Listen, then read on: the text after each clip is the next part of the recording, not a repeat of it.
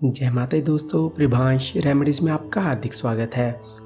आज की इस वीडियो के माध्यम से हम आपको माँ विंध्यवासिनी पूजा विधि और कथा के विषय में संपूर्ण जानकारी देंगे। साल 2021 में माँ विंध्यवासिनी पूजा कब है, क्या है माँ विंध्यवासिनी पूजा विधि और क्या है माँ विंध्यवासिनी की कथा। तो यह समस्त जानकारी जानने के लिए हमारे इस वीडियो को अंत तक देखें और अगर वीडियो अच्छी लगे तो इसे लाइक और शेयर अवश्य कीजिए और नीचे कमेंट्स में जय माँ विंध्यवासिनी जय माँ दुर्गा अवश्य लिखें। ज्येष्ठ शुक्ल पक्ष की छठी तिथि को माँ विंध्यवासिनी की पूजा करने का विधान है। माँ का निवास विंध्याचल पर्वत माना जाता है। शास्त्रों में माँ विंध्यवासिनी के ऐतिहासिक महत्व का अलग अलग वर्णन मिलता है। शिव पुराण के अनुसार माँ विंध्यवासिनी को सती माना गया है, तो वहीं श्रीमद् भगवत गीता में नंदजा देवी इनको कहा गया है।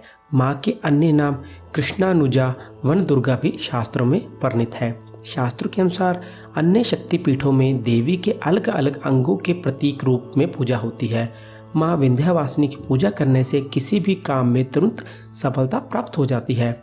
अगर आप माँ विंध्यवासिनी की पूजा करना चाहते हैं और आपको माँ विंध्यवासिनी की पूजा तिथि, पूजन विधि और कथा के बारे में कोई भी ज्ञान नहीं है, तो आज हम आपको इस विषय में संपूर्ण जानकारी देने का प्रयत्न करेंगे। तो चलिए आइए जानते हैं माँ विंध्यवासिनी की पूजा विधि और उनकी कथा के विषय में संपूर्ण जानकारी। इस वर्ष 16 जून 2021 को माँ विंध्यवासिनी पूजा की जाएगी। माँ विंध्यवासिनी की पूजा विधि इस प्रकार है। माँ विंध्यवासिनी की पूजा रात के समय की जाती है। साधक को चाहिए कि वह नहा धोकर साफ वस्त्र पहनकर माँ की पूजा में लीन हो जाए। इसके बाद माँ विंध्यवासिनी साधना यंत्र को स्थापित करे। सामने की तरफ 7 गोल सुपारी रख ले, घी का दीपक एवं 7 अगरबत्ती जलाएं।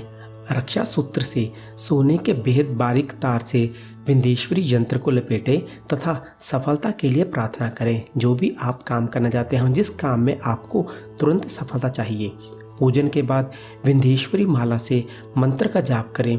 9 दिन तक रोज 45 माला का मंत्र जप विंध्यवासिनी यंत्र के सामने खड़े होकर अवश्य करें।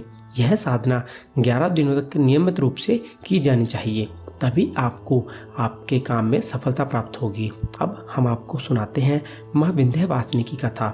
इस कथा को सुनने मात्र से ही आपके समस्त कार्य अवश्य पूर्ण होंगे। माँ की आप पर कृपा अवश्य होगी।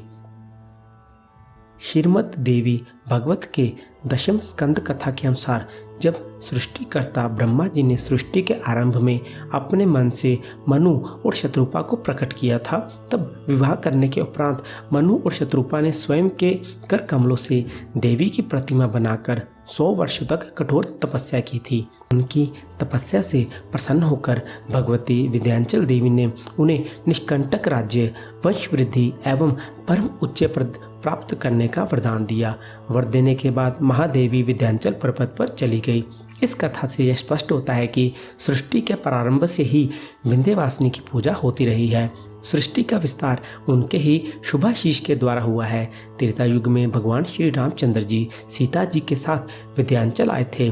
मर्यादा पुरुषोत्तम श्री राम के द्वारा स्थापित शिव ज्योतिर्लिंग स्वरूप रामेश्वरम से इस शक्तिपीठ की महानता और बढ़ जाती है। द्वापर युग के मथुरा के राजा कंस ने जब अपने बहन बहनोई देवकी वासुदेव को कारागार में डाल दिया और उनके संतानों का वध करने लगा, तब वासुदेव जी के कुल पुरोहित गर्ग ऋषि ने कंस के वध एवं श्री कृष्ण अवतार हेतु विंध्याचल में जाकर लक्ष्य चंडी का अनुष्ठान करके देवी को प्रसन्न किया, जिसके फलस्वरूप प्रभु श्री कृष्ण गोकुल में नंद बाबा जी के यहाँ हुए।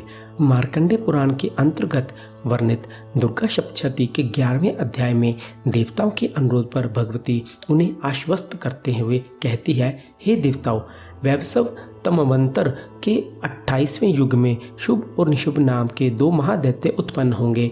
तब मैं नंद बाबा के घर में उनकी पत्नी यशोदा के गर्भ से अवतरणी हो विंध्याचल में जाकर रहूंगी और उन दोनों असुरों का नाश करूंगी। लक्ष्मी तंत्र नामक ग्रंथ में भी देवी का यह उपयुक्त वचन मिलता है। गोकुल में नंद बाबा के यहाँ उत्पन्न महालक्ष्मी की अंशभूता कन्या को नंदा का नाम दिया गया। मूर्ति रहस्य में ऋषि कहते हैं, नंदा नाम की नंद के यहाँ उत्पन्न होने वाली देवी की यदि भक्ति पूर्वक स्तुति और पूजा की जाए तो वह तीनों लोगों को उपासक के अधीन कर देती है। श्रीमद् भागवत महापुराण के श्री कृष्ण जन्म व्याख्यान में यह वर्णित है कि देवकी के 8वें गर्भ से अभिभूत श्री कृष्ण जी को वासुदेव जी ने कंस के भय से रातों रात यमुना जी को पार कर गोकुल में नंद बाबा के घर पहुंचा दिया था तथा वहां यशोदा के गर्भ से पुत्री के रूप में जन्मी भगवान की शक्ति योग माया को चुपचाप से वे मथुरा ले आए थे। 8वीं संतान के जन्म का समाचार सुनकर कंस कारागार में पहुंचा। उसने उस नवजात कन्या को पत्थर पर जैसे ही पटक कर मारना चाहा, वैसे ही वह कन्या कंस के हाथ से छूटकर आकाश में पहुंच गई और उसने अपना दिव्य स्वरूप प्रदर्शित किया और कंस के वध की भविष्यवाणी करके भगवती विंध्याचल को लौट गई थी। तो यह माँ विंध्यवासिनी की कथा है। इस कथा के माध्यम से हमें ज्ञात होता है कि माँ विंध्यवासिनी की पूजा शुरू से चली आ रही है। अगर आप माँ विंध्यवासिनी की पूजा 16 जून को सच्चे मन से सच्ची श्रद्धा से करते हैं तो आपके समस्त कार्य पूरे होंगे। माँ हर युग में हर मनुष्य के समस्त कार्यों को पूर्ण करने में उनकी अवश्य सहायता करती है। अगर आप सच्चे मन से सच्ची श्रद्धा से माँ विंध्यवासिनी की पूजा अर्चना करते हैं, उनका उपवास करते हैं, तो आपको आपके काम में शीघ्र ही सफलता प्राप्त होगी। दोस्तों, आज की वीडियो में इतना ही। अगर आपको यह जानकारी अच्छी लगे तो इस जानकारी को और लोगों तक अवश्य पहुंचाएं। और अगर आप चाहते हैं कि आपको हमारे चैनल के माध्यम से ऐसे ही समय समय पर महत्वपूर्ण जानकारियां मिलती रहें तो कृपया आप हमारे चैनल को सब्सक्राइब करें और रिंग बेल के बटन को ज़रूर दबाएं, जिससे कि आप तक हमारे चैनल की वीडियो की सभी नोटिफिकेशन अपडेट्स आसानी से पहुँच सकें। अब आप हमें दें इजाज़त। हम आपको अपनी अगली वीडियो में एक नए विषय के साथ मिलेंगे। तब तक आप हमारे साथ बने रहिए। जय माता दी।